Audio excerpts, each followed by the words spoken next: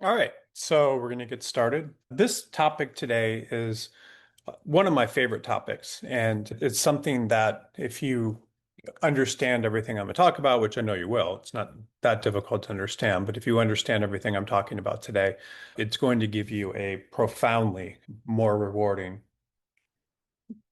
and better career than people that don't understand what I'm talking about. And essentially, what I'm going to get into a lot of detail today about is most people in the legal profession and in most professions, they dabble. And when I say they dabble, that means they never fully commit to something. They never commit to a practice area. Often, they never commit to sometimes a geographic area. Sometimes they never commit to a practice setting, which would be, for example, working in the government versus working in a law firm, and they just never end up committing. And so what happens is they dabble, and the world essentially does not reward dabblers. It rewards people that are able to commit and put their head down and do something against all odds. And as an attorney, there's so much negativity that people come up against. You're often, law school can be very negative. Finding your first position can be very negative. Staying employed in a position can be negative. Losing your job can be negative. Not having clients when you get older and you've been practicing a long time can be negative. Losing the job when you're in-house can be negative. There's so many negative things that happen, and it's a very difficult profession both to get into and then also to stay in. What do you do and what works for people and what doesn't work? I'm going to talk to you today about what I've noticed over 30 plus years of being in this profession, what makes most people the most successful. And honestly, one of the most interesting things that I think is that sometimes it's not even and most of the time, probably more than 50% of the time, it's not the people that are the smartest that get ahead or the people that had the earliest success in their career. It's often the people that just are able to commit and continue doing something as more and more people quit. There's one example too that I like to give, and I give it quite often in webinars, and I'll talk about this same example today. But what happens when a lot of attorneys get out of law school, they have this goal of wanting to work in a larger firm or a bigger firm. And what most attorneys do is when they enter into a market, say you wanted to be a real estate attorney in, I don't know, Cincinnati, and you came out of school and you worked in a law firm as a first year doing real estate. Maybe there's 25 people that are also starting positions in real estate in Cincinnati as first year attorneys, real estate attorneys, maybe saying doing commercial leases and transactions.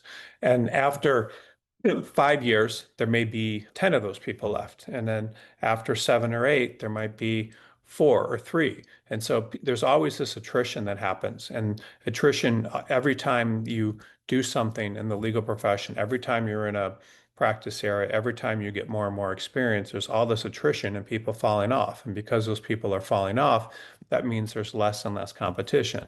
So you get to the point like 8 years out, in a market like Cincinnati, how many openings are there for 8 year attorneys? Maybe there's one that comes along or two a couple times a year, but the number of applicants is in the single potential applicants would be maybe 5 people. So it becomes much easier the longer you're doing something to get clients as an attorney, to get jobs, and also to advance. But very few people are able to commit. So that's a lot of what I'm going to go into today. And I think this is a extremely difficult, extremely important topic to cover. And so I hope you get a lot out of it because if you do understand this, it's going to give you the perseverance to stick with what you're doing and to continue because this is the number one thing that separates people from succeed versus those that don't is their ability to stay focused and to not give up when other people are giving up, to not buy into negative group psychology where other people are giving up and stuff. It's really the most important.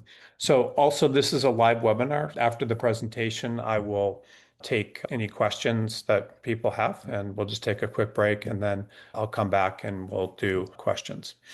When I was several years ago, I was learning to fly helicopters and I took a lesson. I remember it was at 6 a.m. on a Christmas morning, and it was the reason I would take lessons at 6 in the morning. It was always a lot cheaper to rent the helicopters. And at that particular day, I'd been out late the night before. Probably had some cocktails, and I was tired and not necessarily in a mood to be taking a helicopter lesson at 6 in the morning after Christmas Eve at dinner, and I just didn't have a lot of energy, and then I had a kind of a busy day planned that day for Christmas. And so I was trying to do this lesson before that I shouldn't have been doing. And this morning taught me something that is that particular morning taught me something that applies a lot more than flying. It's that most people quit right before the payoff. And at that particular day, had pretty good at flying helicopters. I understood it, but it was also a day when I quit. So in the legal profession, people also quit. And a lot of times people quit for reasons that you may not even understand. So sometimes it's keeping your options open if you're at a certain employer and maybe you have a lot of political capital there and you've done well and you have people that are supporting you. Maybe you're keeping your options open and you might move when maybe it's not appropriate to move.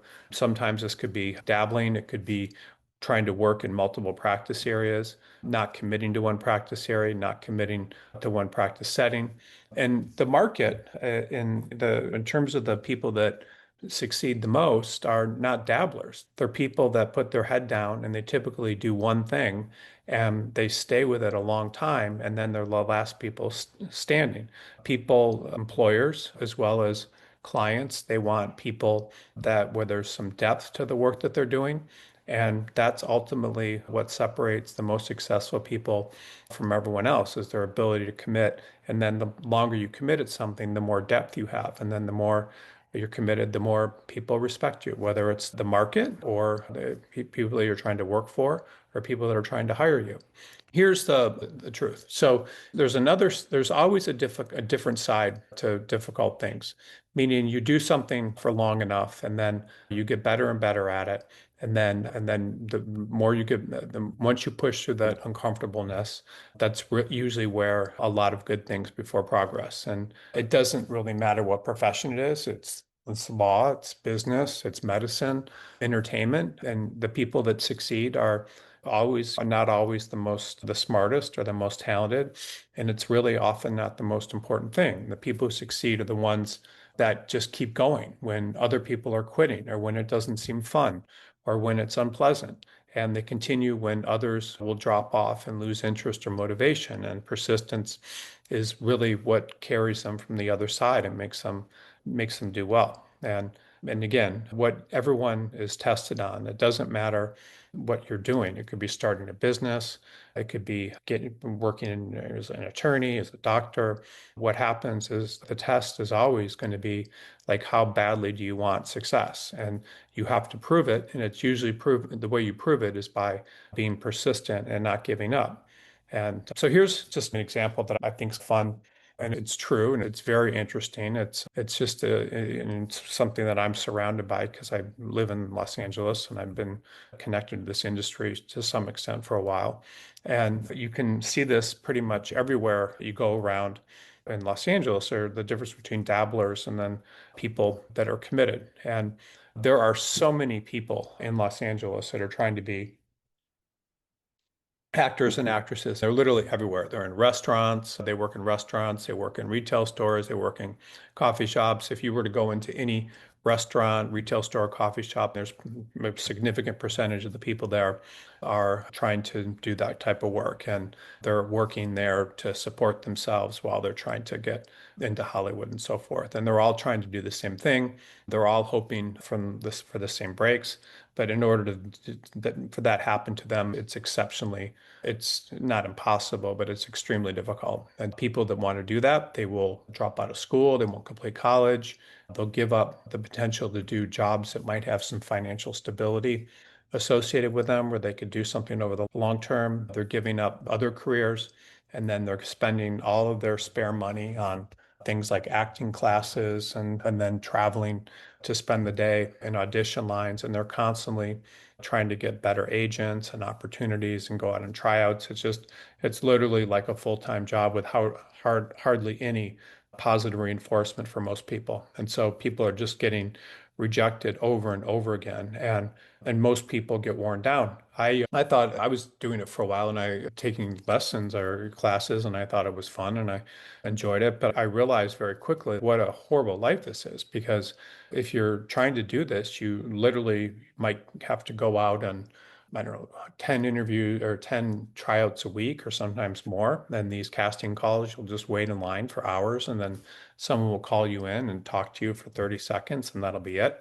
And you'll do this over and over again, sometimes for months, sometimes years, and nothing will often ever come of it. Meanwhile, you're trying to stay motivated, you're trying to take classes, you're trying to make money, you're living in a way where you're not advancing in any career, you're just constantly trying.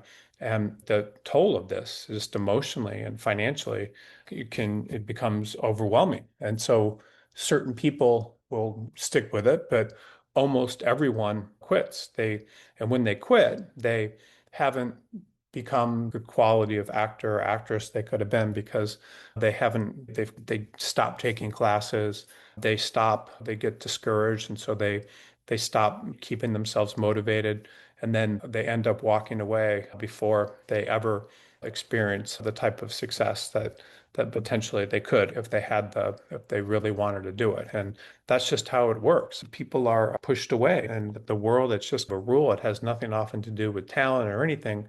People will walk away before they ever get the success that they're trying to get. And because most people end up quitting, the ones who persist are rare, meaning very few people persist. And rarity is extremely valuable. And then that persistence is a heart and it's the soul of someone that's able to do that. There's a book I talk about quite often in these webinars. It's called Think and Grow Rich, and it has these. It's a book that was written by Dale Carnegie for I don't know Rockefeller. I think he supported it and he wrote it over several years. And he's got different chapters, but one of the biggest chapters in the book, and I think the most helpful one to ever read, if you only read one chapter, it's about persistence and how people that persist are the ones that achieve things, and then the ones that are able to just keep that spirit alive to perceive or to persist are the ones that succeed. And very few people have that. Very few people have the persistence to do something at a very high level and say, hey, I'm going to do this. I'm going to be the biggest personal injury attorney that makes the most money in the entire state of California. Or I'm going to be the most successful partner in this law firm where I'm only a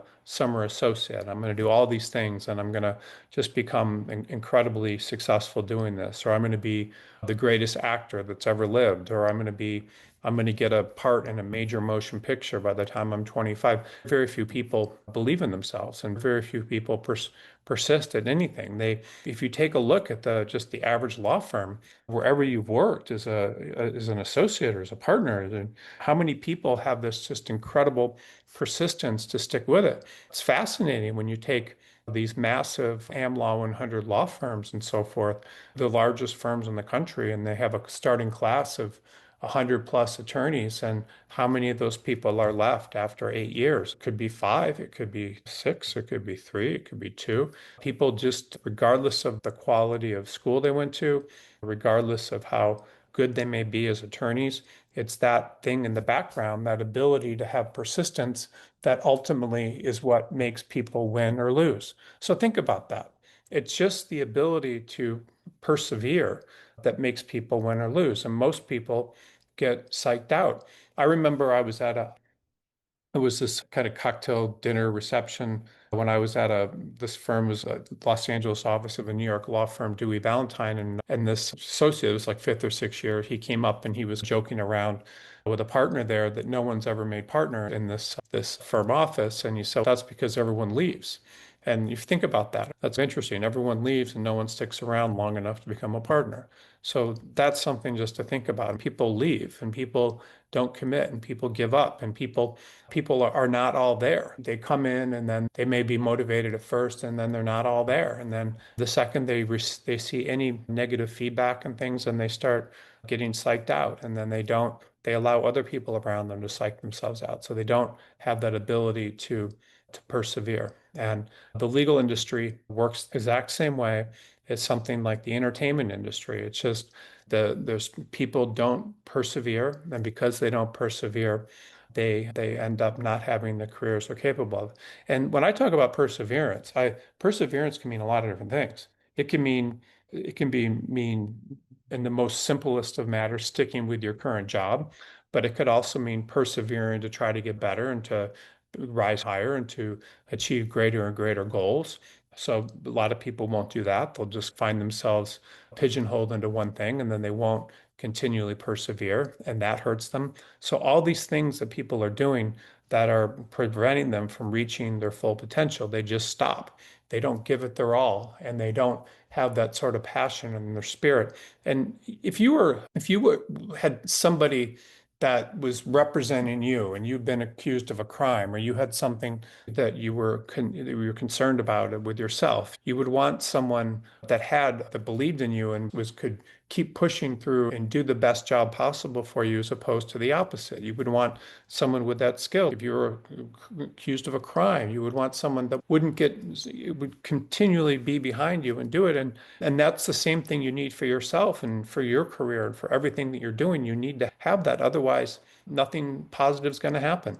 Persistence also means think about in a relationship. If one little thing goes badly in a relationship, are you able to persevere? Or do you give up at the first signs of resistance in any relationship? Like, what do you do that makes you succeed when other people don't? Like, what is it? What kind of powers do you have to motivate yourself and to keep going? And again, this example I gave you earlier, large law firms may hire 100 people out of law school, and two or three of that class, if that, may become partners because they get psyched out. Now, it doesn't mean that some people don't lose their jobs and other things happen, or maybe go to firms with more opportunity. But in general, the majority of people, even the smartest and the best potential attorneys in everything all over the country, are the ones that are able to persevere. And most people are going to fall away somewhere along the path. Look at the most successful politicians. What do? The most successful politicians, if you're going to be successful as a politician, you need to have some sort of fire in your belly to beat other people and to fight and to realize that you might lose some elections. And then you have to come back and believe in yourself and not give up. And then you have to do it again and again. Imagine a career politician. It's the same thing. Every position where there's the potential where you're going to be judged against other people and where other people can select who they want, the people that are going to be the most in demand are the people that are able to persevere. And it's like with these top firms, it's not necessarily because the people that become successful, that's not because it's often not because of these kind of skills like a talent, like intelligence and talent. Every path like this to do this is difficult. It's just people are able to persevere. What do law firms do? You will be staffed on matters that may require 18-hour or more workdays. You're surrounded by pressure. You're fearful of potentially losing your job. You have clients that have certain demands. You're competing with other people inside of your own law firm, associates, for example, and even partners that may be making you feel like you're not enough or that type of competition. And then you're working in an environment where there's high expectations and you're not getting necessarily a lot of praise and you're getting possibly negative feedback. And so most people decide it isn't worth it. And then the ones that stay, even in smaller law firms, can make millions of dollars a year and they can do very well. And the thing that gets them through that is the ability to persevere when others don't, and to know what they want and to have more spirit and more commitment to what they're doing than people that don't. So look at you and look around at your life and think about when you've achieved things.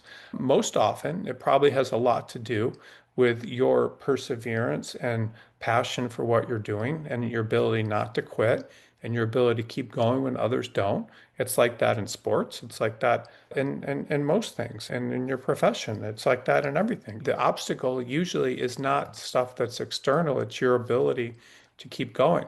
It's interesting, everyone kind of knows in college that people that want to be doctors have to take this organic chemistry class, and I don't know why it's so difficult for people to pass that class. I never took any chemistry that level, but that seemed to be always the class, and I think that's been going on for decades. That separates the people that really want to be doctors from those that don't.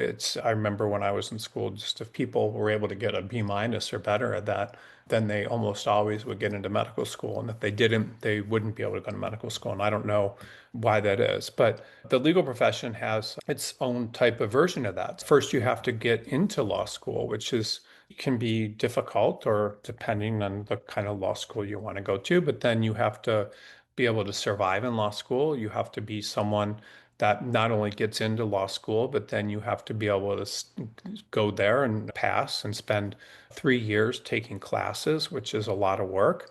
And then, so that's getting in is one thing, then surviving, paying for it, being motivated enough to stay there for and take classes for that many years. Lots of people drop out of law school, depending on the law school, just as lots of people drop out of college. So you have to get into college and then you have to not drop out of college and then you have to get into law school. Then you have to survive and stay in law school. Then you have to pass the bar, which is often can be difficult. Sometimes it takes people years to pass the bar in certain states like California, but you still have to pass the bar. So you need to be able to do that when other people aren't passing the same exam that also went to law school. Then you have to be able to get the right job, meaning you have to be able to not just get into law school, but then you have to survive law school. Then you have to pass the bar and you have to be motivated to go to law school. You have to be motivated to survive law school. You have to be motivated to pass the bar. Lots of people aren't motivated to pass the bar. It's very common, by the way, for people to graduate. I've known people, a lot of people from Stanford and Yale and these great law schools that went to these law schools and then after 2 or 3 attempts didn't pass the bar and gave up, not because they weren't capable, but because they probably weren't just motivated. They decided this is my only way out of this life of working in a law firm is to not pass the bar. So they probably intentionally made sure they didn't by or subconsciously, I don't know. But then not only do you have to pass the bar, but then you have to be able to get a job. And that's not easy for everyone as well. Every top law school, every law school in the country, people come out of law school and they don't get jobs or they don't get good jobs that they could get. They don't know what they want to do. They just don't get a good job. And that's very common as well too. And yeah, it's very common there's a certain type of person often that doesn't get a job too. It's someone that when a law firm meets them or an employer meets them, that person just doesn't seem excited about doing this, and so they don't get a job. And so that's a form of perseverance. Then you need to be able to stay long enough at an employer to have credibility for the employer to think highly enough of you and for them to give you work and to want to keep you around. And then you need to hopefully specialize at something and to become more valuable. And all this stuff is easy and not easy. These are a lot of obstacles that people are encountering along the way. Think about all these obstacles. These are major things that everyone needs to overcome. And if you've been an attorney for a number of years, each year, each month, you're overcoming all sorts of things that are testing you. So you're getting tested and you're doing everything you can to survive. And then not only you're surviving, but there's different levels of survival. Like how long can you stick with it? How long can you rise in terms of getting into better positions and so forth as well? So there's a lot going on here about surviving. So here's a little bit more about helicopters. I probably never should have tried to learn how to fly helicopters. My uncle was a helicopter pilot in Vietnam, and then after that he got these positions flying in Saudi Arabia and places like that to helicopters to oil rigs. And then after he did that for a while, he wanted to move back to the US to be closer to his family. So he was flying a medical helicopter in Ohio, and he was responding one day to picking up a drunk driver or something, and he ended up crashing into a tree when he was coming off of a lake where there was some fog and stuff, and people can lose their up and down visibility, understanding of where they are. There was a doctor on board the plane who died, and then there was a nurse that they found hanging off of a tree that was still alive. And then my grandmother found out about the crash, and then when she found out her son had died, she actually died the same day. And so it's just a really a kind of devastating thing that happened to my family. And so I have no idea why I was flying helicopters, but I was taking lessons and I probably should never have been doing that. And so I not logical, but at the time I thought it would be fun to learn how to fly a helicopter. There was a school not too far from where I lived. And but it began to the training in this helicopter when I got very close to being able to fly one to know exactly what I was doing. These things started happening in sequence that psyched me out. I've been taking the lessons, helicopter lessons for months. I'd gotten good at it. I could pick up and fly around and so forth. But there was a crash I heard about. There was a safety demonstration that was happening in Long Beach, which was a ways from where I was taking lessons, where there was two of these helicopters were taking off, and then one of them caught a gust of wind or something and flew into the other one and decapitated a pilot and there's just of the other plane, and they both crashed, and it was just a horrible accident. And then another day I arrived. So this happened, and then a few days later arrived at the school, and I noticed that one of the helicopters was missing. And the instructor explained that it had crashed and the pilot of that had died. So there were only like three helicopters there, had died because he'd forgotten to do something with a carburetor, and the helicopter ran out of fuel. Or the heat, there's a, anyway, the carburetor wasn't getting cold fuel, fuel froze, and the person died. Anyway, so I was on Christmas morning there, and there was a checklist you're supposed to follow when you start a helicopter. You go through like these 20 different checklists and you check them off, and to make sure you're doing everything right. You're not making mistakes. And the instructor got very mad at me for getting to do one of these things, which actually would, if you did something like that consistently, could die.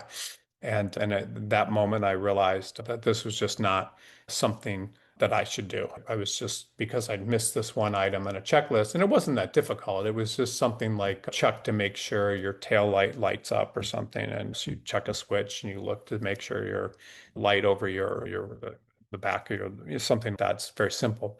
But I was literally like a week or so away from getting licensed, and I just decided because I'd made that one mistake and this guy got angry with me that I was done.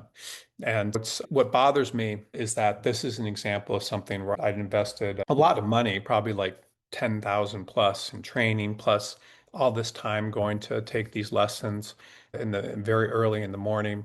And I walked away from something that where I'd actually accomplished it. Like I knew how to do it. And I was almost finished with all the lessons, but I walked away.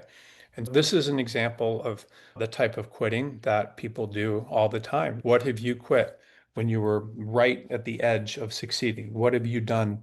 When have you ever quit something like at the edge? It was interesting. I went as part of this organization I'm part of, used to be part of, called Young Presidents Organization. We went to visit Navy SEALs in San Diego. They have, that's where they all train, and there's a school there. So we went down as a group, and then and they gave a presentation about the SEALs and walked us around. And then in the evening, we hosted this dinner, and they invited different SEALs to come to this dinner with their families, and then sit at the table with the different members. And so I was at this table with this guy and his wife. He was a Navy SEAL, and then another person from the YPO group, and we were sitting there, and I really learned a lot about being a SEAL. But one of the big things that they have to be a SEAL is they have this thing called Hell Week. And essentially what happens is I don't know how many days it is, maybe it's 5 days or 6 days, but people stay up for 5 or 6 days at a time. And they're sent through all of these like very difficult drills where they're carrying logs and marching and sprinting and literally for 24 hours a day. And what happens is they get these huge classes of people that start. So first you have to, if you want to be a Navy SEAL, you have to get chosen just for the program itself. And to get chosen, it's interesting. Like the people that are chosen, a lot of times they're very accomplished. They might have gone to Princeton for college and been majored in some engineering discipline and done really well there, or they could potentially be, they don't have to have gone to college, or I think they're usually offices or something, but they draw them from all these different backgrounds and to come in and do it, and they have to apply just to be part of a class. And so it's extremely competitive just to be part of a class. But then what happens is then all of these people, they start and then the majority of them are eliminated based on this Hell Week. And all the Hell Week is really more of a psychological test than anything. It's a test of how long people can stay with it because no one's going to die. The psychological, the lack of sleep, and all the things are so difficult that the majority of people end up leaving. All it takes, the biggest test to becoming a Navy SEAL is your ability to push through that very difficult week, which almost no one has the ability to do. And I thought that was interesting just listening about that. And you can certainly watch and read about it all over, I'm sure. But what made that most interesting to me is just how many people quit. And the rewards are huge. If you say you're a Navy SEAL is something you can have forever and your kids will talk about and their kids will talk about. But it's all a matter of being able to stay motivated and have more passion and stuff in you in a few days. And then one question I asked too that I thought was interesting, all of these people that come into this Navy SEALs program, they're all extremely accomplished, much more so than the average person that's enrolled in the Navy. They're very accomplished people. And I said, what happens to the people that don't make it through, that give up? They always say that when they're doing it, before the person gives up, they're like, you can quit and you'll get a hot cup of coffee and a blanket. But so they always make it attractive to you. It's easier if you stop. But they said that what happens when people quit is then the rest of their service in the Navy, a lot of times they're given these positions where where they're anonymous, like they might be scraping paint or something off the side of a boat for the rest of the service. And so there's no rewards for quitting. The rewards only the rewards come for the people that are able to persevere. And just think about that. You're a Navy SEAL, and then you have this incredible honor that no one that's going to be with you and your family for generations. People are going to talk about it, but it's all the matter of a few days. It's very interesting. Helicopter pilots, yeah, there's not a lot of them. It's most people quit or never do it. It's expensive. It's more expensive to learn to fly a helicopter than it is a plane.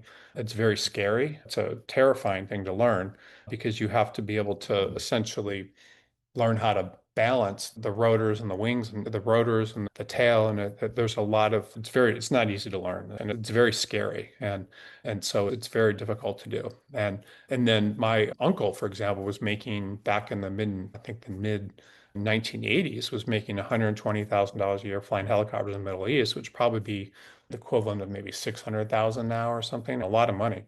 And the idea is that it's because it's so difficult to learn how to fly a helicopter, you can do very well. In contrast to being a pilot back then, and maybe of a regular plane, maybe like 30,000, I don't know. But if a few people persist trying to do something, and fewer people are able to get through, like the Navy SEAL or becoming a pilot, for example, it becomes more valuable. This is one of you, a little bit about dabbling and why it feels safe and why it can be career poison. The idea that my uncle was able to make so much money is very interesting, but I can tell you in my history of all of the things that I've dabbled at and not completed, that's embarrassing.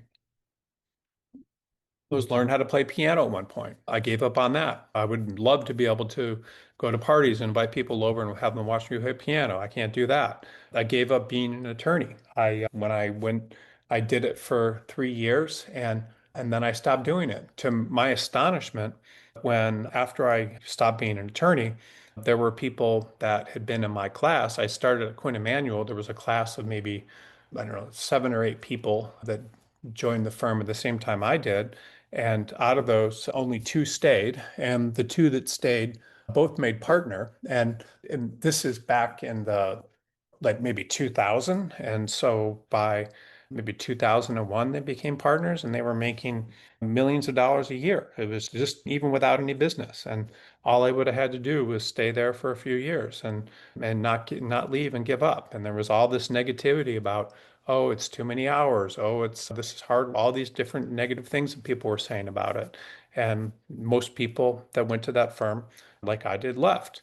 And the ones that stayed became incredibly successful. One of my friends, he ended up doing it and became a partner by the time he was 30 and then retired at the age of 44, 45. And he's still retired. He has a great life. And now he's in his mid 50s or maybe 58 or something. And he's been retired for 13 years. He goes to the gym every day. He's got a great couple great houses, farm. It's amazing. So that was the example of commitment. I went to business. I got into Stanford Business School. I went to business school and I decided that was going to be too much work. And then all of these people that were in this class when I joined, I see them in the newspapers and things, and Wall Street Journal is just amazing. Like these people that I knew, they stuck with it and they developed these networks. Surfing. I used to try to have an asphalt contractor, which was actually a good job before going to law school.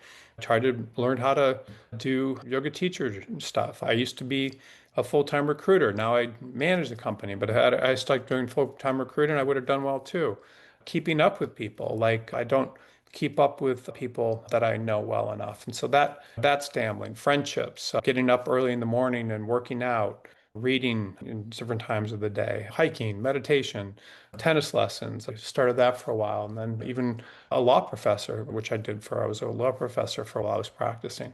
So all these things are easy and anybody can start something. It's very common. People start sports, people start lessons, people start doing things like a blog, people start all these things, but very few people end up finishing things or sticking with it. And this is the same thing with careers. If you want to have a really good career, it's usually not about intelligence, it's about follow through and sticking with it. The most important thing, by the way, is sticking with things. So there's always going to be resistance. And when you learn how to become an attorney, your first several years, you're learning how to do things. You're going to make mistakes. You're not doing the work that's the most fun. You're doing the most busy work compared to other people. But you have to learn how to stick with it and push through that because what's on the other side is more exciting. It's supervising people, giving other people work, bringing in clients.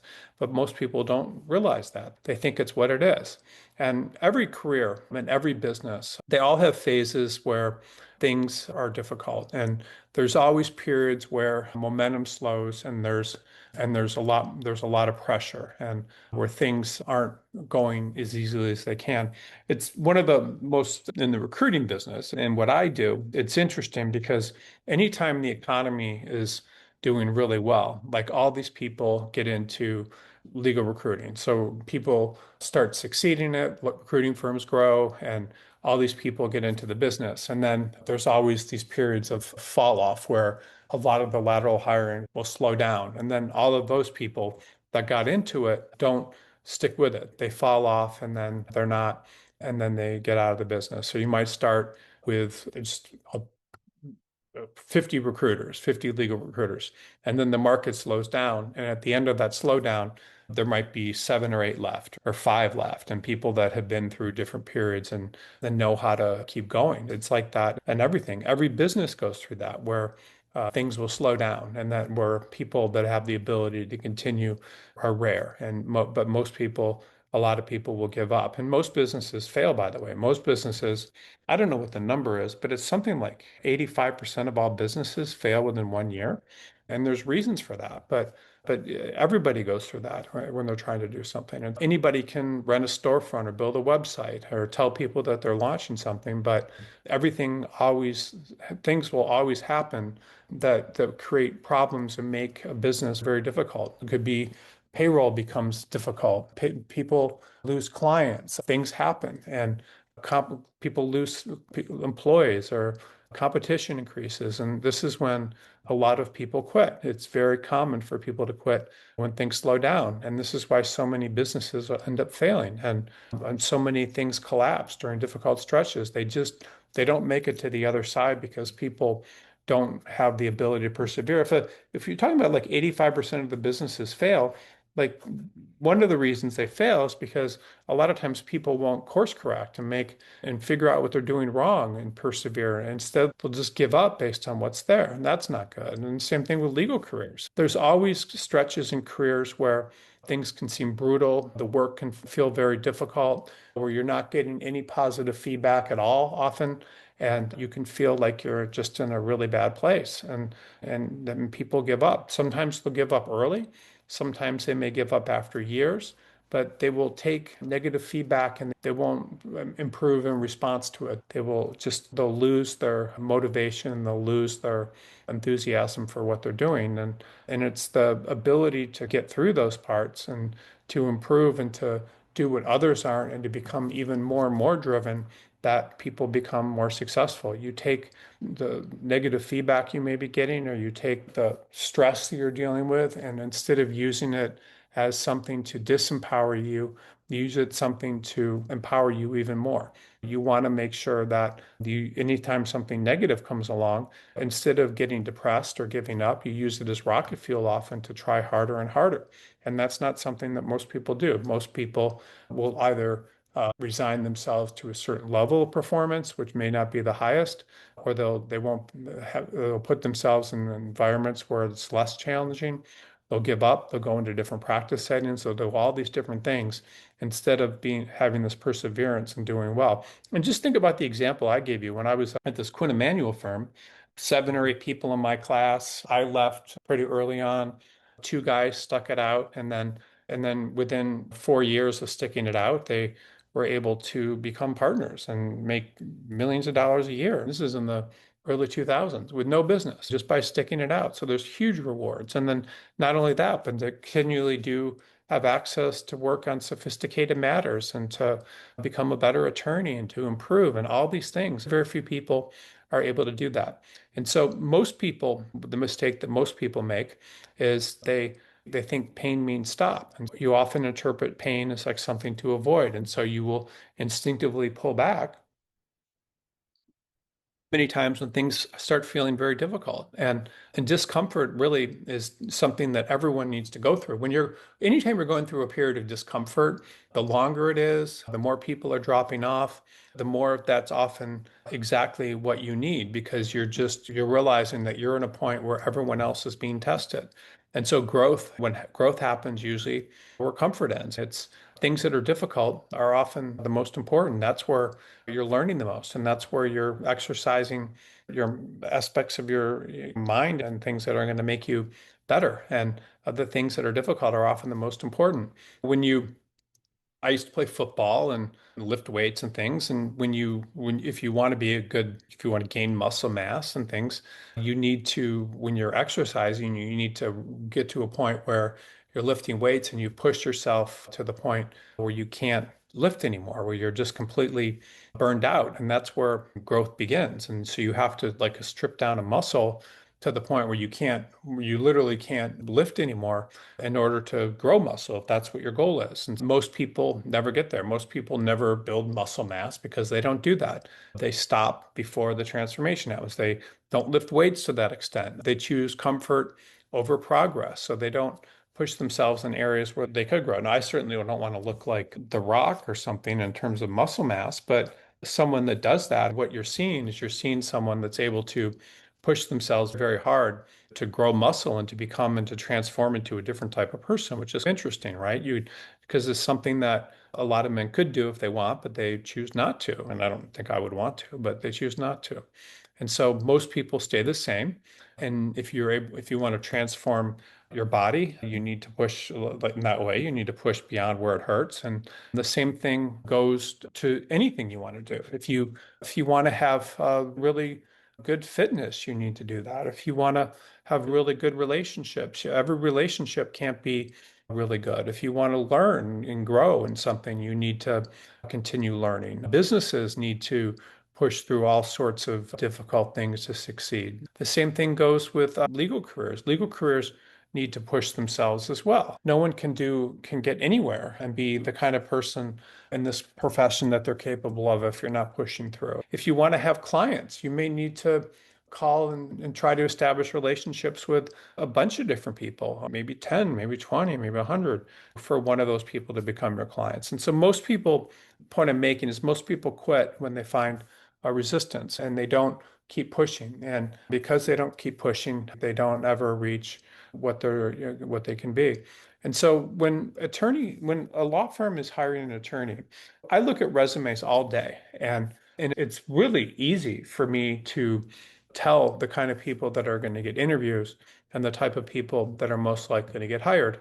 Because what a law firm is really seeking is they're seeking someone that doesn't look like a dabbler, meaning they look like someone who's knows what they want, that commits, that is in a knows what type of work that they want to do and is committed to working in a law firm from the kind of people I see. So it's very interesting. You have to look like the best decision a law firm can make, and they have that decision. So what are their decisions?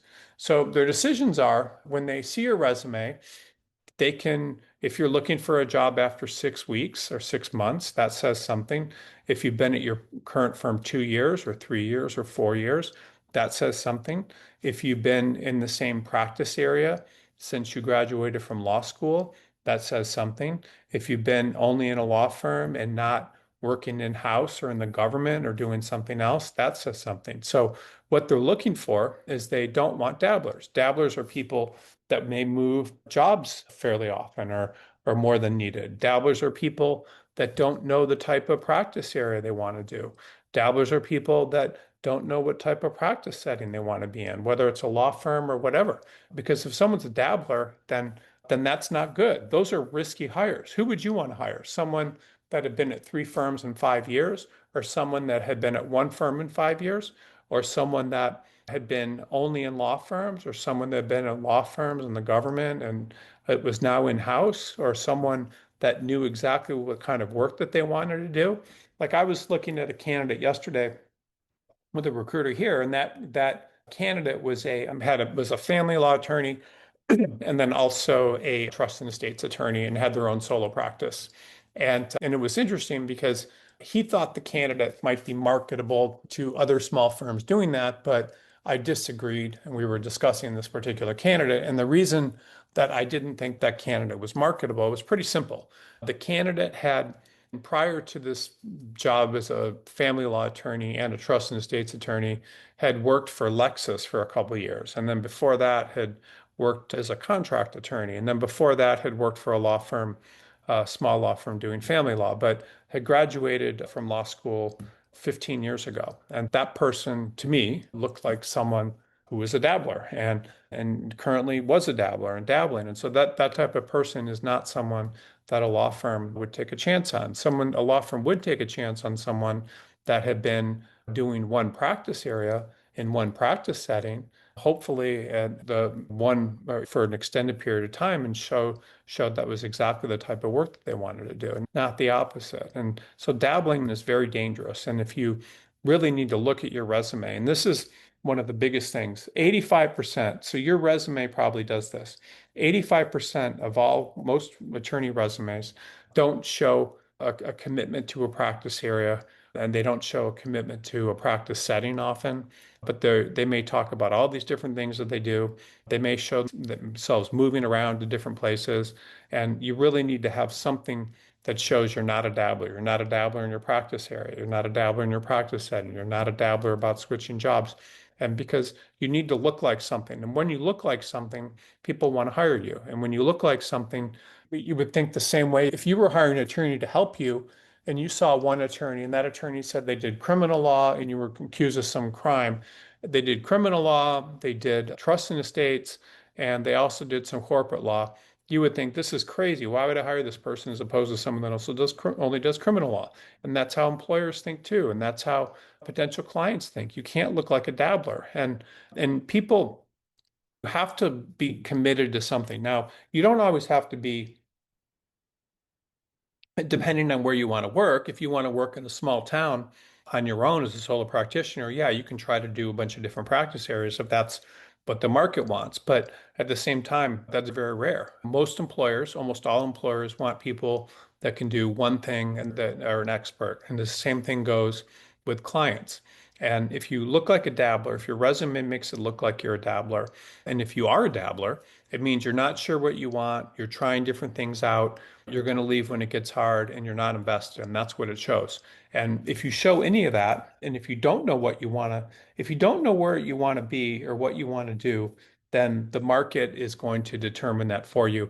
And it's going to push you in a direction where you're going to get hired because you're the cheapest, and people are going to basically decide what happens for you. I had an interesting thing happen with this woman that I know years ago, and she was doing trademark related work, and she had lost a job doing trademark, and I don't know exactly why. I think the market had slowed down.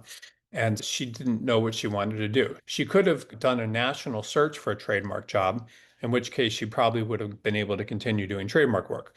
Or there's other options. She could have maybe tried to work in-house and found every in-house job doing trademark she could have. But she decided she only wanted to work in Los Angeles doing trademark, and there was one job that did trademark in Los Angeles. She didn't get it, so then she just decided she was going to apply to any other legal job she could.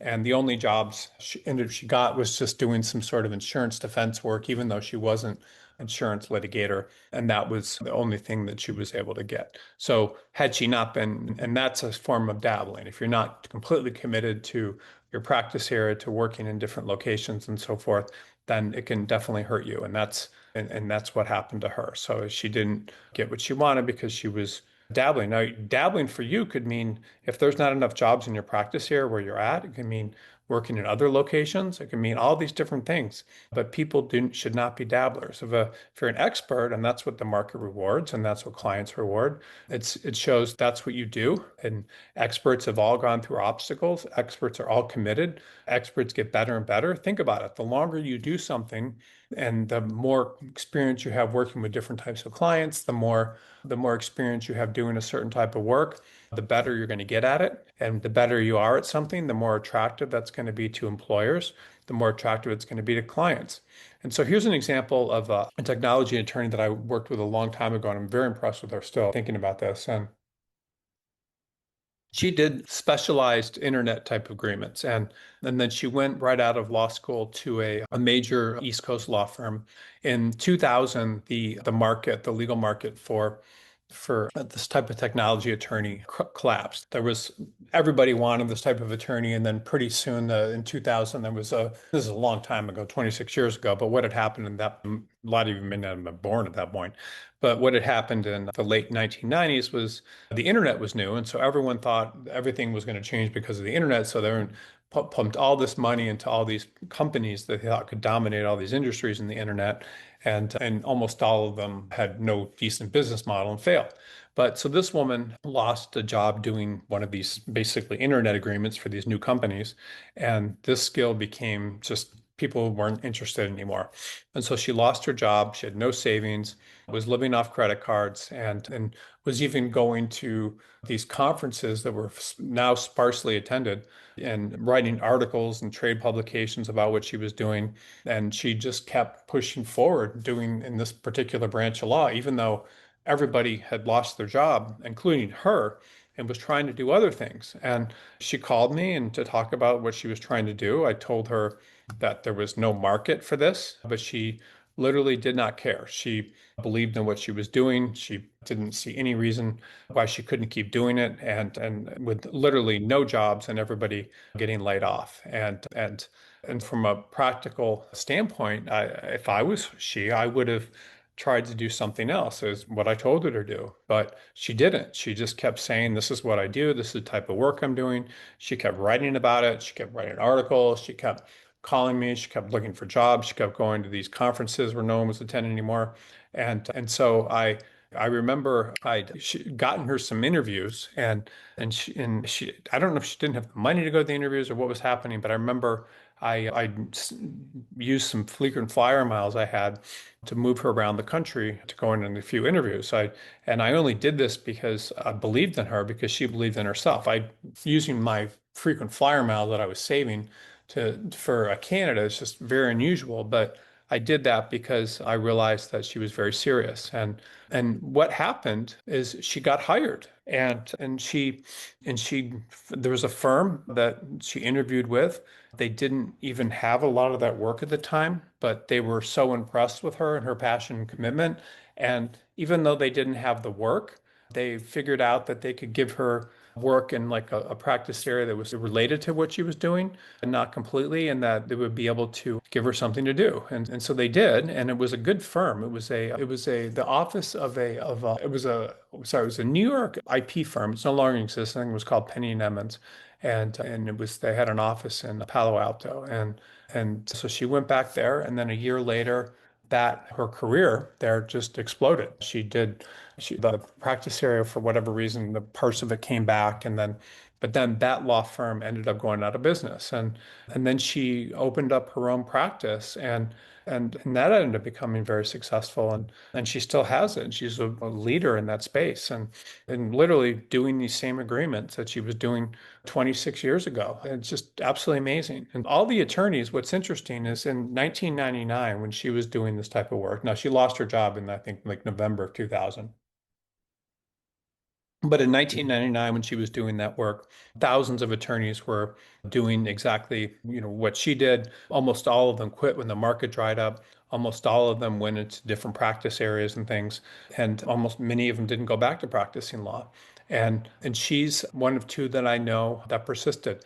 I knew another guy that I'd gone to college with, and he also stuck with it. I don't know exactly how that happened with him, but he became, after working in a small law firm doing that type of work in Washington, D.C., he was able to get a job in Google. Another story of someone that retired very early in his mid 40s, I think, same thing. And then her. And these people all became very successful in this practice area where everyone's careers died. Like everybody went out lost, but these two people stuck with it, and they won because they stayed. So here's what total commitment looks like. It means that your career is not a hobby. It means that you're able to commit to something, and it means you decide that you're going to stick with whatever you're doing, because the longer you stick with something, the more of a compound effect will kick in. If you're doing only one practice area all day, every day, as opposed to two or three, if you're doing three practice areas, that means that 1 year you're going to get equivalent of 4 years of experience if you're doing them all equally. If you're doing one practice area, it means in 1 year you're going to get an entire year of experience. You need to stick into a practice area, and you need to stick in a practice setting long enough for a compounding effect to kick in. Because the longer you do something, the better you'll get. The longer you do something, the easier it'll be for you to learn how to overcome obstacles when they happen. And the longer you do something, the more people you're working with and working for will respect you. The longer you're doing something, the more likely it is for you to get clients. And total commitment means you build expertise. It means that you're developing a reputation, hopefully within your existing employer. It means that you're able to stick through things when it gets uncomfortable. Every employment, any place you could ever work, it doesn't really matter where it is. If it's a law firm and it's competitive, every place is going to get uncomfortable. Every place is going to have people around you complaining. Every every place is going to have people that are unhappy, whether in law firms, partners are unhappy and complaining to each other, and associates are unhappy. Everything can be uncomfortable. It's what you do with that. It's learning to not pay attention to everyone complaining. It's learning to stick out as someone who's committed versus not. It means improving when others are coasting and sticking around and trying to stick with an employer if possible when other people are leaving. And it's being consistent long after the excitement fades. It's very common for attorneys also to join a law firm, and then they'll join with a lot of enthusiasm, and then they'll get a couple pieces of negative feedback while they're there, or some people will say something negative about where they're working to them that work there, and then they'll lose their enthusiasm and go to another place, and they keep doing this. And they do it with one employer and they do it another, and pretty soon people have problems in their career. But if you stick with things, the market will notice it. And you really need to learn how to, if you want to be as effective as possible in your career, you need to learn how to commit, how to be someone that doesn't give up, how to be someone that's committed to your practice setting, your practice area, and to really push through. And this is one of the biggest things that I've noticed in people that have successful legal careers versus the ones that don't. It's that ability, the belief in themselves. It's the ability to push through when others are not. It's the ability to keep having faith in yourself and know where you want to go, and to having goals and to all these different things instead of getting led around by people that are telling you what to do. Anybody, by the way, it's very simple to go someplace and to just take a job and to do the work as an employee and to not really take, have any major belief in yourself or anything and to not have direction in your career, know where you want to go. You absolutely need that. If you don't have that direction and that faith in yourself, nothing positive is going to happen. And most people stop. So that's the mistake that most people make. They stop too soon, like I did with this helicopter stuff. Like literally, it was like a week or so away from getting a license, and I just didn't turn on a light and a checklist. And most people will walk away right before a breakthrough, and they convince themselves that they're doing the right thing, but there's no rewards for that, like in the Navy SEAL. And the legal profession also doesn't, it's not going to reward you if you're casually interested in something. You need to have passion and believe in it, and you have to be essential. And the only way to be essential is to be so committed that you're going to outlast the same obstacles that scare everyone else away. And dabblers, like if you're dabbling, you're never going to reach your full potential. If you're a specialist, you're going to become valuable. If you quit, you're going to become replaceable. And the people that are committed are the rarest, but they're the ones that always win. And you can be committed in anything. It doesn't matter what you are. I knew a guy that he decided he was going to become a personal injury attorney for people injured in motorcycle accidents. And it was this same sort of thing. Like he committed to that. He decided that's what he was going to do. And then by the time he was in his early 50s, he retired and he committed to that very early in his career. And it's just something that he wanted to do. It doesn't matter what you commit to. You have to do something, and you can't just try things out in your legal career. You can't see if I'm happier in this type of firm or this type of practice setting or this or that. You have to choose something, and it doesn't mean you have to choose it immediately. You can certainly try to figure out your first couple of years of practice if you need to, what's going to work the best for you. But then at some point, you're going to need to put your head down and push through the most difficult and then not stop when things get difficult because that's when things usually start working.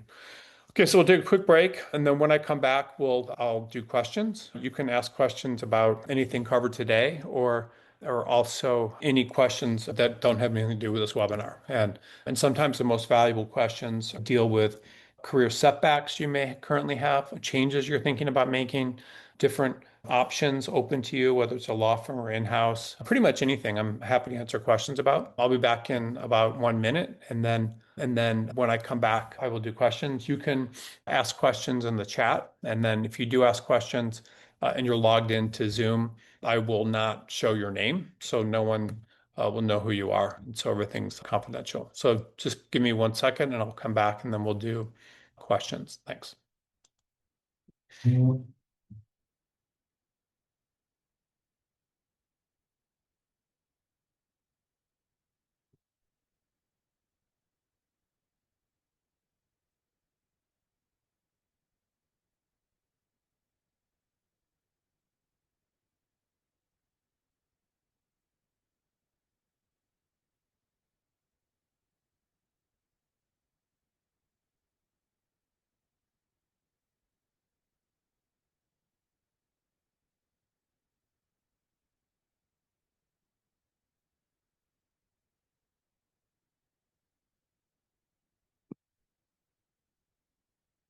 All right, question. Here, 1 second here. Just give me 1 second.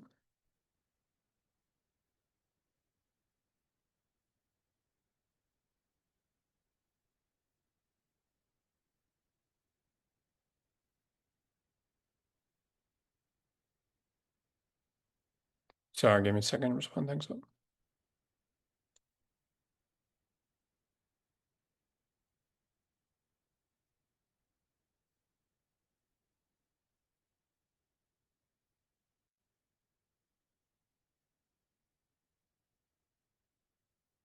And sometimes too, by the way, with the questions, the best questions are often the ones that you may not think are good questions. So sometimes are things you might be embarrassed about asking for whatever reason and don't think they're the best questions. Those are often, just to be honest with you, I think often the best questions. And but people Do not always ask those. Give me 1 second. Copy. Hang on a second.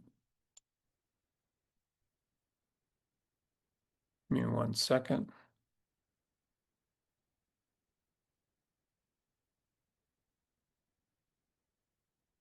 Give me 1 second. Just making sure I'm not copying anybody's name. Okay, here we go.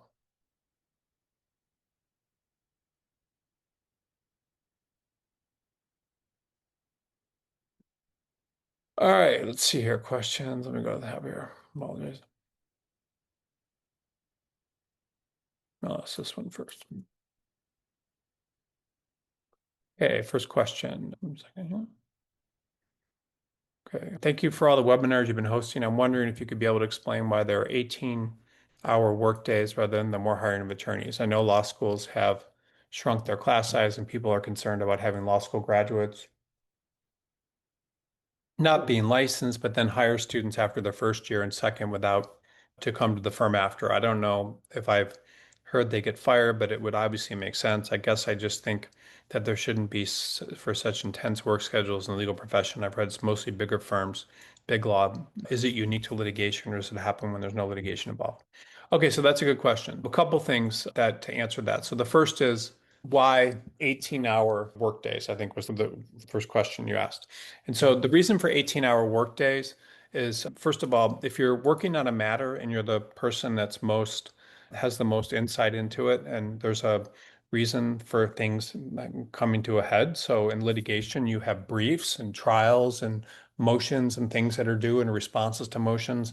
So that's something that just can't be controlled, the timing of that. And if you're the person that's most familiar working on something, then your job is to do the best job you possibly can. If you're a doctor and you have to go into a long surgery, it's the same thing. So there's that. So the person that understands the matter the most and that the client needs it. And these are big companies that where there could be millions or hundreds of millions of dollars at stake if they do the thing matter correctly or incorrectly. So that's one thing. So there's the ability to there's the fact that matters are pressing, but why 18-hour workdays? The law firm, if you think about it, what they're paying you is a fixed cost. And so what does that mean? So if a law firm is paying you $300,000 a year and you bill 2,000 hours, then it costs them $300,000 a year for you. If you bill 3,000 hours, it still costs them $300,000 a year for you. So obviously, it's in the law firm's best interest to have people work more hours rather than fewer because they make more money because the cost of you is fixed. And so you would do the same thing if you were operating a business. If one person worked 50% harder or 20% harder, that person's going to be more valuable to you. So there's that. But the other point I think is that's important is these schedules are that way at large law firms, but they could also be that way at smaller law firms too. It depends on the amount of work that the firm is getting from its clients. And anytime clients have something that needs to be done at a certain amount of time, then the law firm is expected to step up and do it. And that's just their job. That's what an attorney does. Your other part of your question was whether or not this stuff happens is it just litigation? And no, it's not just litigation. It's also transactional work. It's real estate. It's corporate. Most forms of corporate. It can be tax if you're assisting with tax issues in an M&A transaction. There's certain practice areas where this doesn't happen as much. That could be things like trust and estates or employee benefits or different types of practice areas. But for the most part, most large law firm practice areas are going to be, with the exception of ERISA, employee benefits, some forms of tax, are going to, trust and estates are going to all have long days. And there's one other final point where you're alluding to the fact that you don't like these long hours and things, and is that a bad thing?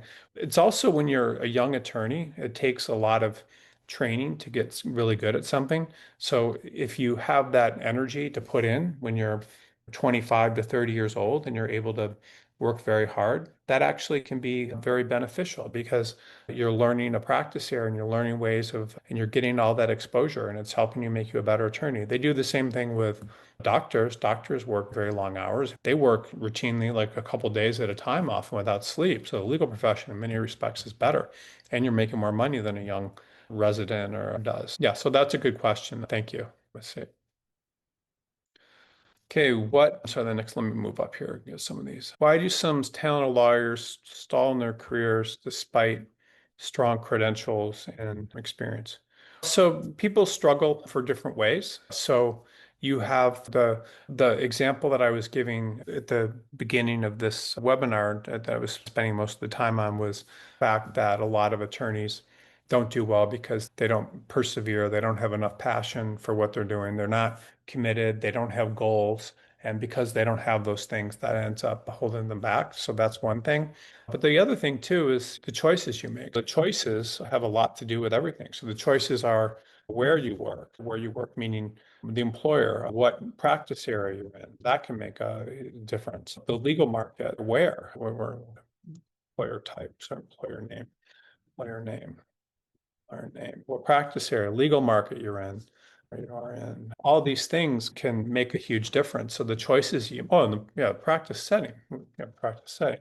So there's all these different things that people that are, in the legal profession are making choices about. They're choosing where they work, they're choosing what type of employer, they're choosing the size, the prestige of the employer. And so people have all these choices that are in their control. What's so useful too about watching webinars like this is this helps you make better decisions. I personally think that all of these things are extremely important, these choices that are in your control. The employer you choose, the practice area, the legal market you're in, the practice setting, all these have a lot to do with how successful you're going to be. But ultimately, nothing replaces persistence. So nothing is more important than persistence, more important and persistence in knowing what you want to do. That's persistence. Nothing's more important than that. And if you have persistence and you're able to do that, I think that's why most people succeed. And most attorneys that their careers will often stall because they don't have this, even though they have really good credentials, they don't have the persistence. Okay, let's see here.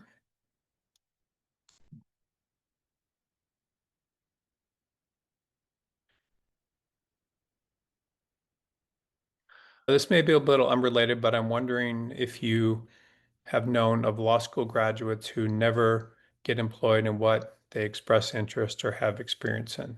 Yes, sometimes people do not get the types of jobs that they want. I don't know if you're talking about the practice area, practice setting, or what that is, but yes, a lot of people come out of law school and they don't get the type of jobs that they want. Sometimes an attorney will come out of law school and they want to do corporate law, but then they only get a litigation job and then that sort of thing. But yes, people do not often get the jobs that they want or in the things or what they have experience in. The only way around that really is to do often very broad searches. So if you do a broad search as an attorney, you're often much more likely to get positions than if you don't. So a broad search means instead of looking in just one market and you're trying to do something, you look in multiple markets, you look at multiple firms, you do a very expansive job search, and that can often give you much better results. Okay, what do law firms look for when promoting associates to partner, and how can I improve my chances of making partner? Law firms, there's different types of law firms, and being a partner in a law firm means different things to different types of law firms. But in general, when a law firm's trying to promote an associate to something, what they're really looking for is they want to see people that they have to make partner, meaning there's some reason that they have to make you partner, not because you necessarily want to be partner, but because they have to make you partner. So why would they have to make you partner? It's because generally I'm profitable. So too profitable to lose, meaning you're doing the quality of work you're doing or you have clients as the number one clients, current clients dependent, sorry, we're dependent, and that's making money, making current clients dependent, skill cannot find elsewhere. So these are really the best to find elsewhere, etc. These are really the main reasons. The main reason that any law firm will make you make you a partner is just in their own self-interest. You're too profitable to lose, meaning they don't want to lose you. And so if they lose you, it's going to cost them money. Sometimes it could be a sponsor, a very powerful sponsor. The firm doesn't want to lose. I'll write that. The firm doesn't. firm does not want to lose. Sorry. And so what does that mean? So it could be someone with a huge book of business and book of business wants them to keep you and they want to make that person happy, wants to keep. So that's one another reason. So too profitable to lose, powerful sponsor. That's one reason. And then sometimes it's just there's different types of partnerships. So there's income partners, which are salary partners, and then there's equity partners. Sometimes a salaried partner is not doesn't cost them a lot of money to make you to all you're essentially doing is getting maybe a raise in your salary. And that to the firm is not that expensive, so they don't really mind doing that at all, giving you some sort of raise because they have work that they can put you on. Like a really excellent one of the top law firms in the world, Kirkland and Ellis, has a lot of spaces for people to be income partners there, and they're happy they have huge clients and they can build them out at partner rates.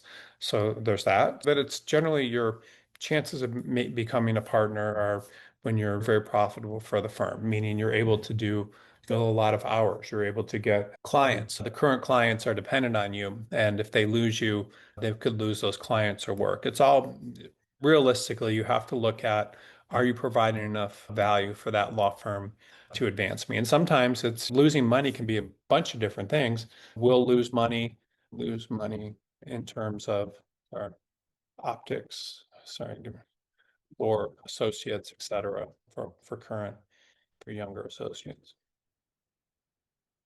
Etc. If don't make you, if do not make your partner. So what does that mean? Do not make your partner.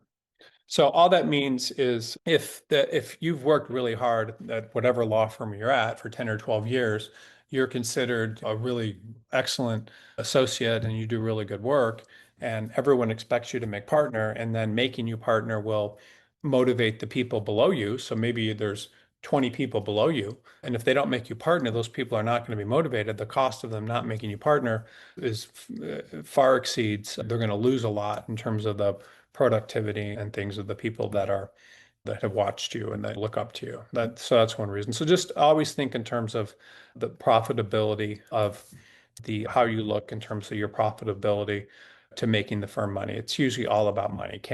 Is it in their best interest financially to advance you? How can law students develop a success mindset in law school to avoid becoming average or replaceable attorneys? So you need to, the book I really think and Grow Rich is a great book. I would recommend reading that. Definitely reading this. I recommend that. That's a good book. It talks about having goals, having perseverance, all these things that I brought up today, and the idea of persistence, the idea of goals. So the only way to have a real strong the success mindset is to fill your mind with different things that are going to help you advance when other people aren't. Most people do not have a success mindset in terms of knowing where they want to be. They don't write down their goals each day. They don't have written goals. They don't have anything along those lines. There's also another thing I'd recommend you review. It's called heroonamission.com.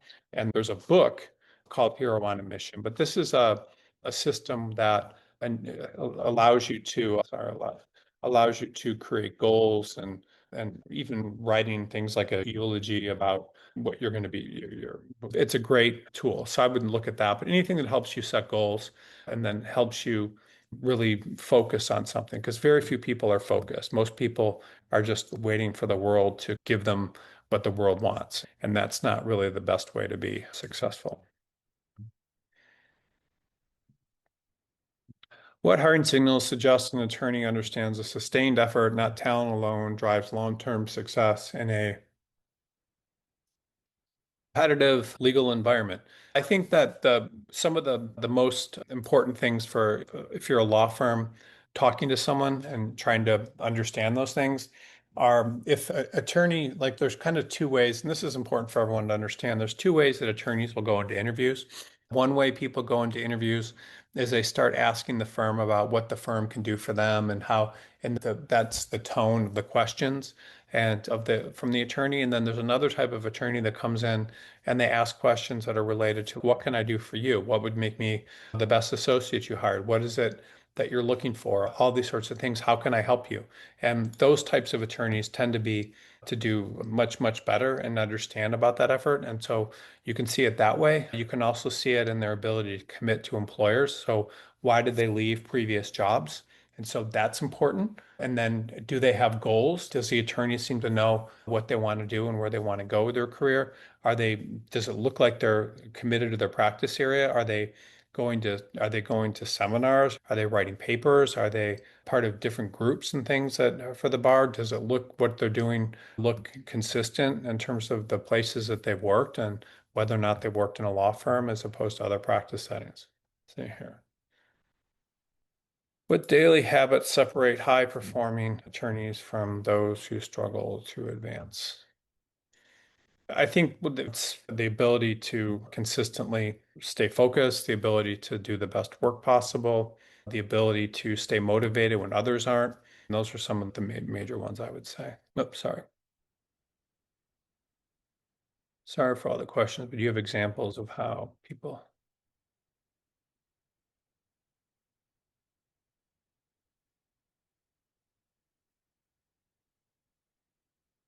Okay, so sorry about all the questions, but do you have examples of how people can express interest in fields that they may not have been exposed to? Is it fine to just say, I took a course and I want to be in this practice area? I do believe you touched on this in another webinar, but I have been interviewed for roles that are not related to my overall experiences because they have entry level open, so I wanted some clarity. Yeah, that's a very good question. And it sounds like you've been getting interviews for roles not related to, for your overall experience. So the resume of someone that wants to do something in a certain practice area. I know and you might have been on it a few weeks ago. We did something we talked about this on the resume review workshop. But the center of a resume means what does it look like this person wants to do? So it's very common to see I was looking at someone's resume yesterday. She had a great resume and she was a corporate attorney at a big law firm in New York. And she'd applied on BCG because she wanted to do immigration. And so I looked at her resume and it was interesting. You could see that she had a job prior to law school doing something related to immigration. And then she had her first year of law school working in something related to immigration. But she went to a great law school and then ended up with this job as a corporate attorney. Now she wanted to be in immigration. So the idea being that her resume, it's not the ultimate corporate resume, but her resume actually showed an interest in that practice area.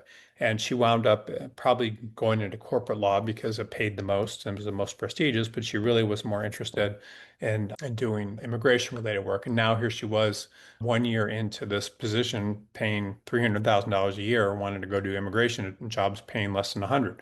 So on your resume, if you want to do something, people can generally read your resume and they'll get a sense of if you look like a good person for that. So someone that wants to do healthcare law will often have they may have been in the healthcare industry prior to law school. They may have had a job doing health law at some point in law school or something. So the practice area that you want to be in will often the best way to think about those practice areas are you want your resume to look like you have an interest in something based on what you may have done before or what you may have done, what's in your background. And so you try to take all your previous experience and then you try to say, does it look like I'm this type of attorney? When I look at resumes, I always see like these mismatches. So like a very common one, I was talking about entertainment stuff today. A very common one would be someone that went to college, maybe they did some acting or something in college, and then they worked in an entertainment company after college, then they went to law school. Then when they were in law school, they worked on an entertainment firm their first summer, and then they were on some entertainment journal. And maybe they went to school in Los Angeles as opposed to where they were from, Chicago, who knows? But all these things that look like entertainment. And then all of a sudden, the person becomes a corporate attorney. And you just know looking at their resume that the second entertainment job comes along, they're going to take it. So your resume, if you want to do a certain practice area, should have the scent and it should look like you're the kind of person that would do this. Like the person that wanted to do immigration, her resume looked like immigration. She's doing corporate. The person that wants to do entertainment, it looks like entertainment, but they're doing corporate. And so your practice, the type of work you want to do. Same thing with, you see this all the time with like environmental attorneys will often have all this environmental stuff, and then people that aren't environmental attorneys and they're doing something else, and then they want to become environmental. So whatever you're interested in, your resume needs to emphasize that, and people need to see it and get the scent of that practice area.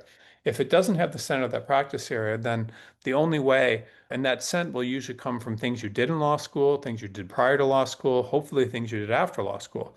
But if your resume doesn't have the scent of something, then the only way to try to get a position is to apply to as many as you can and then go in and talk about why you want to do it so much. And if you can do that, you may get hired, but you're going to have to figure out how to do it. Other people will do anything that they can to network and meet people and to try to get exposed to it. But why are you interested in it? Like healthcare, like all these different practice areas, like you can get into these different practice areas without having a lot of experience in them unnecessarily, but there needs to be something in your background that gives people an indication that they should hire you. Okay, let's see. What if you have, sorry, give me a second. And thanks. I love these type of questions like this last one. These have all been really good questions. Thank you for everyone who's asking them. Great questions. Okay, what if you have no choice about remaining as a public servant legal advisor and you have an excellent track record for decades and support from the client and your staff, and new administration is elected and wipes out the prior administration's leadership and legal teams? You're given a severance package and layoff compensation, et cetera, but it's humiliating and feels disgraceful. The public doesn't understand that it's out of your hands, and a future employer, even a public service entity might even. Okay. Yeah, this is a great question. And I've seen thousands of resumes, not as much recently, but thousands of resumes from attorneys from Washington, D.C. and all sorts of public working for the government that have had this type of experience. Yeah, what do you do? So that it's a good question. Anytime you make a decision to go out into a practice setting. So there's a practice setting would be the government, a practice setting could be the working in a law school, a practice setting could be working for a company.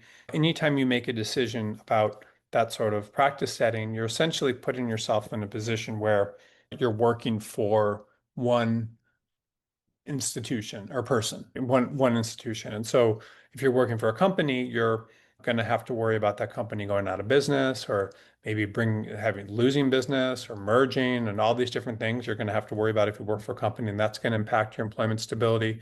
If you work for the government, the same thing, you're putting yourself in that position. So I think there's benefits and there's major drawbacks to working in different practice settings. So it used to be the government was very stable. Now it's not. It used to be, it just depends. It used to be, to some extent, if you went to work at a huge company in the in-house legal department, it was stable, but now it's not. The point is that you're in a position where you don't have a position. And I think this is just something for people that aren't you. I'm just going to give an example, is that when you work in a law firm where you learn how to operate in a law firm or bring in your own business, then you have very good long-term employment stability, because an attorney working in a law firm that learns how to bring in business might have 20 clients or 50 clients or 100 clients. And so those people are always going to be around and able to support you. And if you don't have that, then they're not going to be. And you're going to have to be dependent on one person. So you're often better off being dependent on one person, multiple people rather than one. So there's that. So what do you do? How do you get into a different employer? If I was in your situation, I don't know how senior you are and what's going on there, but in addition to federal government, I would try working in the state government. I would also, if there's other types of if there's public interest organizations, if there's other states and things you can work in as opposed to where you're at. So the more options you give yourself and the more different types of places you could potentially work, typically the better off you're going to be. Also, I would recommend that if I was in your situation, also looking into potentially, is there a way to go to work in a law firm and doing something similar to what you've been doing? Probably not, because it says you've had an excellent track record for decades. But that would be my biggest piece of advice would be, is there something you can do in the private sector in a law firm, some type of work? Do you have the ability to go to work in another government agency or in the state government. Those are the big ones I'd recommend. And then in terms of that, if you, there's always these people can always start their own practices as an attorney, like doing different types of work. So you could, I don't know what your experience is in, but you could start your own practice and learn about that. I've seen people with no experience do things like start becoming trust and estates attorneys or family law attorneys or personal injury. There's all these different things you can do. But yeah, that's a tough situation. And it's a question, do you want to be dependent on one employer or multiple ones? It's great questions. How can I tell if a law firm practice group is busy or struggling before joining or lateraling? Typically, a law firm isn't going to have openings if when they're hiring a lateral attorney, so they're not going to have openings unless there's the it's busy. So there's that, and then it depends, of course, on a lot of different things, but practice areas can be dependent on the economy, or they can be dependent on geographically, they can be dependent on different things. There's all sorts of different ways to understand that. Law firms are the largest clients, typically will have the most work, so that's one thing. And then the largest law firms will typically be the busiest, and there's that. So there's other practice areas that tend to be very economically isolated, where there's not often going to be a lot of issues. So that would be things like insurance defense is always busy. Personal injury is always busy. Most commercial litigation, which is companies, law firms that represent companies in litigation, is usually busy. There's different types of work that are busy depending on the economy. So but in terms of the law firms you're in, they're going to work in, you can ask that. And typically if they have an opening, then that's a sign that they have work. Okay, daily habits. Let's see here. Like goal setting and reviewing goals. That's a good one. Let's see here. How to combat age bias. Yeah, you can remove your age from your resume. That's fine. But people can always figure out your age, usually by your bar number, like how long you've been admitted someplace. But you can certainly remove that stuff if you want to disguise your age. Ultimately, the age can go in a couple different directions. There is obviously age bias because people want the harder you're perceived to work, the more you're trying to get ahead and things, the more in demand you're going to be. But honestly, age bias is anytime an attorney has more than 7 or 8 years of experience, it doesn't matter how young they are. They could have graduated from law school when they were 20. There's always going to be age bias for people that don't become in law firms that aren't on a partnership track and don't have business after that many years. Or there can be age bias inside of companies where there's young leadership and things. So age bias is not just in the legal profession, it's pretty much in almost every profession. But how do you combat age bias? The best way to combat age bias is to find employers that need someone with your background that aren't getting a lot of interest or applications otherwise. So that could be law firms in different markets that could use your skill. And it doesn't matter what your skill is. If you're a corporate attorney or you're a litigator, there's always going to be people need attorneys with your type of background. That just means that it might not be in the largest market, it might be in a smaller market, it may not be with the largest firm, it might be with a smaller firm, or if you're applying to places in-house, it may be working for smaller companies versus larger companies. Many times when people are working remotely, there's not as much bias as well because they just need people to put in the hours and do the work. But yeah, you can certainly remove your resume age from your resume. It does make you look senior. I see people like saying that they graduated from college in 1969 and things on their resume before, and obviously that makes them look quite old. And I saw a resume like that yesterday. I think it was 1975. Okay, work ethic. I think I answered that question. Let me see here. How to use the right legal recruiter. So choosing a legal recruiter, usually the best way of choosing a legal recruiter is you review their website, you see what type of positions they have, and then you talk to one. And you typically what you would want to work with the recruiters you feel most comfortable working with, that would be the one that you like the best. And sometimes people will use multiple recruiters. It doesn't have to be just one recruiter. You can use multiple recruiters and then maybe for different markets or sometimes for different size firms or sometimes they have different openings. It's just up to you. How can I stay motivated in law school when I feel burned out and overwhelmed? Yeah, so it can be definitely people can get burned out and overwhelmed in law school. But I think a lot of times people that are able to stay motivated and do the best are people that are able to break up their time. So they don't just study all the time. They take time to exercise, to get out, to do things that aren't necessarily related to studying, and then to have a goal of what you want to do. But everybody can obviously have a difficult time sometimes being motivated. But yeah, you have to stay motivated and you have to have goals. If you want to, when I was in law school, I knew what type of firm I wanted to work in and where I wanted to work and all these sorts of things. And that's what kept me motivated. Okay, let's see. Does the pain refer to more difficult assignments and heavier caseloads? I've seen people burn out due to low wages not matching increasing workloads, and I don't think that is what is meant here. Yeah, if you feel like your burnout due to low wages not matching increasing workloads, if ultimately you have to make a decision if this is what you want. So sometimes like the person that had said they went into the government and spent decades there, like that person probably got lucky because they may not have had as much stress in the government for decades and you would have had working in a law firm. But ultimately, you need to do whatever you can to put yourself in a position where you don't burn out. And if you are burning out because you feel like you're not paid enough, then that's an issue. One thing I would say to everyone, I think this is a question that the law student asked and that what you're asking as well, is people don't have to you don't have to love the practicing law, but you there has to be certain aspects of it that you like. You have to the idea of protecting people or protecting companies or getting helping people or helping companies or whatever it is you're doing. You have to enjoy that and it has to give you some sort of lift because if you're spending 10, 12, 14 hours a day doing something, you have to like what you're doing. And so if you don't like what you're doing, it could be your practice area, it could be your practice setting, but the only way you're going to succeed in anything is if you look forward to what you're doing. So when I talked about this earlier, I said that people will go into things and do things where they may have to encounter a lot of resistance and people give up.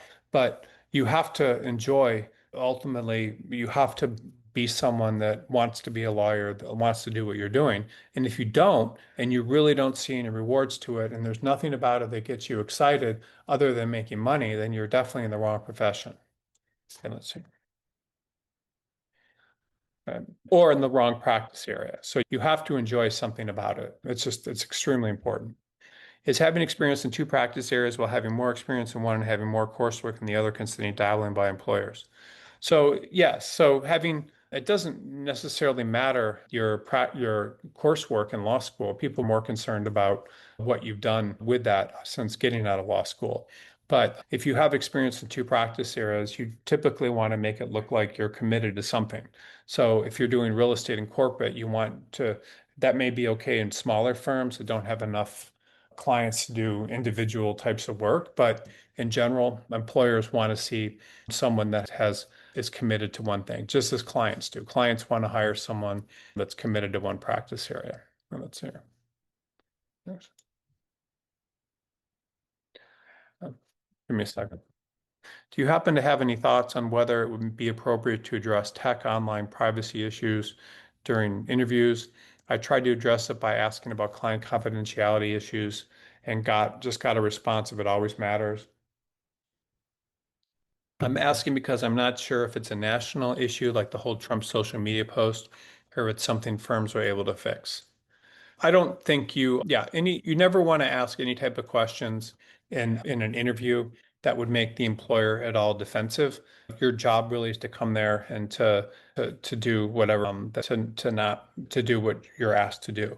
So are these things important? Yes, they're important, but you need to find out the answers to them the other ways. Just remember that anytime you go on an interview, that employer is often interviewing multiple people for the same job. So anything that you ask that makes it seem like you could be difficult to work with, or you might have opinions that would get in the way of you doing your job, the more difficult it's going to be for you to get hired. Okay, let me do one second. If there's anything else.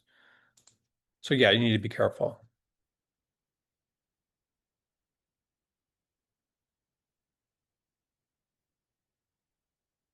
Okay, next question. Just someone asked, if you're over 55, should you try to hide your age on your resume? Yes, you do not need to do that.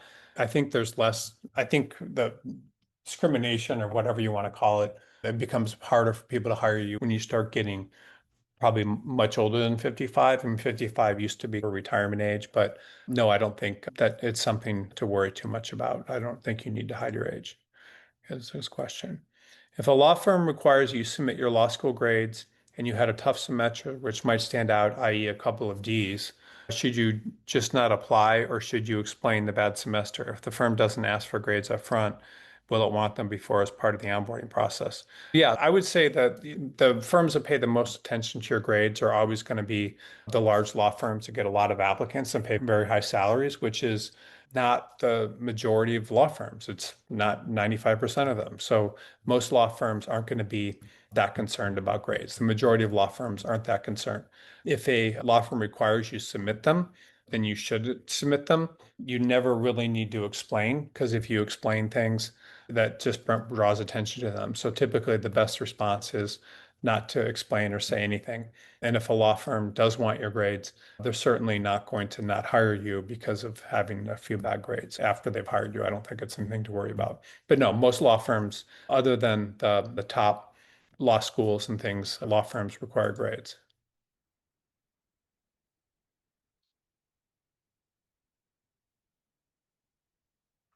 Okay, let me see. Sorry, I'm just looking at some questions. Okay, let's see here. If you know someone at a law firm, should you contact him or her before applying? Yes, depending if that person, you believe that person can help you or not. So it's often, people will often ask if they should mention that they know an associate or they know when they're applying to a firm. So the most important people and the ones really that you want to answer, that you want to get referrals from most of the time are going to be if there's a partner in the law firm that you know, and that partner will have something positive to say about you. Those are usually good people to mention when you apply, but you typically don't mention them when you apply. You just contact that person and say that you applied there. You don't ask them to put in a good word for you. You don't do anything. You just tell them you've applied there and just send them a message. That's all you need to do. Many times, and only if you believe that person can help you. And the main people that can help you are if there's a partner there with business.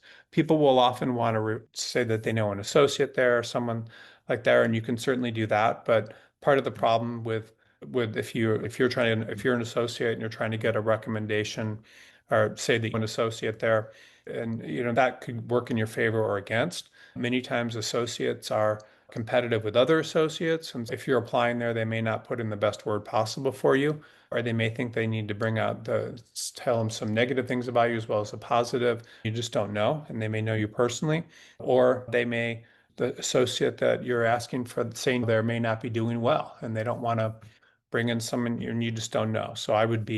I always tell people to be careful about that. But yeah, if a partner, someone knows you should definitely bring that person up. It would be great to praise our military veterans and women in the military service and the challenge of legal jobs in the military and serving leadership with utmost deference and loyalty, and the difficulty of remaining loyal when you're disagreeing with leadership policies. Or is that when you must leave? Yeah, so in the military, I'm not an expert in military attorneys, but yeah, you have different administrations and they approach things in different ways. The nice thing about the way the country works is every 4 years, and every 2 years in Congress and in the Senate and the presidential, everything's always changing. So I think the job of the armed services and things is to try to be stable in all different types of environments. But yeah. Okay, let's see here. What is it? Give me one second. I'm just looking into something. Okay, what if you're thinking of partnership that is up for grabs in this January, but you don't think you'd fit in well with the other partners and there's no one you look up to in the company? Should you still make a bid for that partnership or leave the company instead? Yeah, if you don't want to be a partner someplace, then there's no sense trying to be a partner there. It doesn't serve you.